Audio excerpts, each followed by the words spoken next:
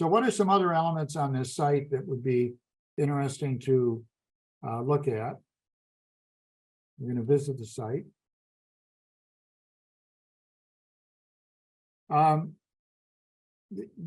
Another example is the board of directors. You can see I'm a fan of American history here with the members of this fictional board of directors. This is a blank page. Okay, it's not a special template. And all I did was have an image to the left, a header, text, and I put italics and bold, and then I duplicated that and putting in different photos for different members of the board. So, but it looks nice, it looks neat, it looks professional, it has a consistent look and feel, and so that's something that's done with just a blank page. And then on the elements of the program, I used icons. These are from Monster, a source of icons are free on the web called Monster Icons that are done out of Germany. And they have a consistent library of icons that have a similar look and feel. So I drew on these to sort of jazz up my site, a book for book donations, and a bus for a bookmobile.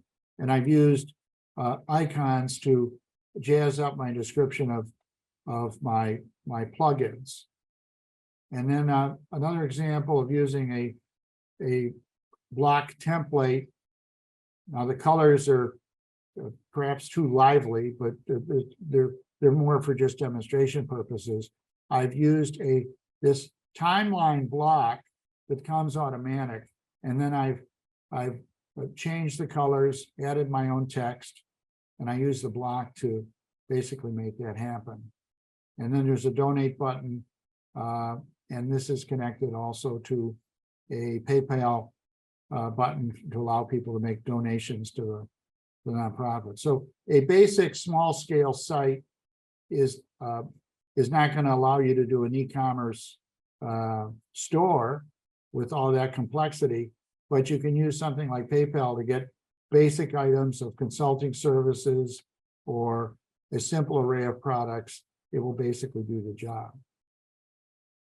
Because I'll look at a companion site. This is the one I showed earlier, fans of the library members. And this is, as I said, you can have various sites as long as they're free. You can have up to a couple dozen, 20 sites if you so choose to do family events, weddings, other personal pursuits, other businesses, nonprofits you're involved with.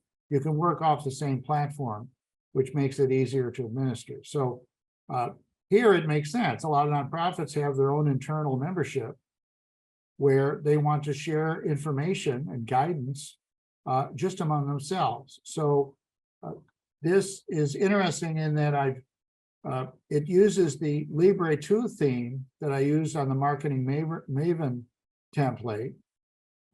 It's the same thing, but it's different because I have this gallery of images of my fictitious new members appear in the first blog article, and it just gives a different look to the site. I've also used a paid Adobe software image that I purchased of Mercury as sort of a logo of this site. So it comes together in terms of style, using the gallery image, using the logo, and the rest are just typical blog images. And then in terms of using social media, in this case, it's a Google Calendar. This is an example of using a Google. This is a block that enables you to link into your Google Calendar and show it on your site.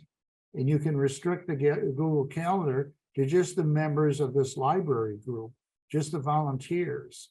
So again, it shows how powerful, it's not just WordPress. WordPress can reach out into other tools and applications in social media. You can even bring them into the website so people have all this information at at their fingertips. Hi, I do have two quick questions. Sure. The first one is, can you password protect the blog? So for instance, you don't want it to be public. You just want members of a certain group to be able to access the info. Is that possible? Yes, you can. You can. As I said with the site on the members of the library, yeah, you can restrict it to just members of your particular organization that you're working with.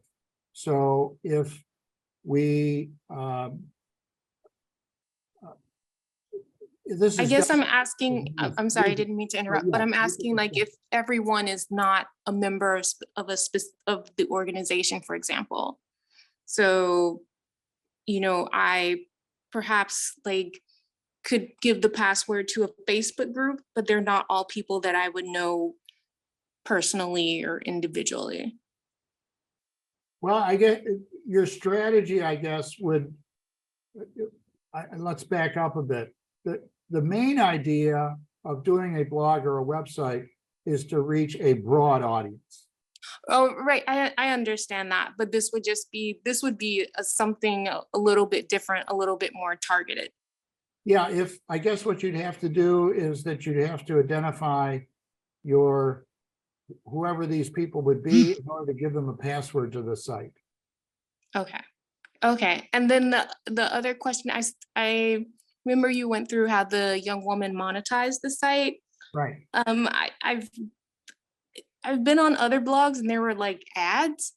Is that a feature that's available in WordPress, or are those different different kind of blogs, like It is a using different feature for an upgraded version of the platform, your ability to monetize it. So yes, what I'm recommending is the lower level, $4 to $8.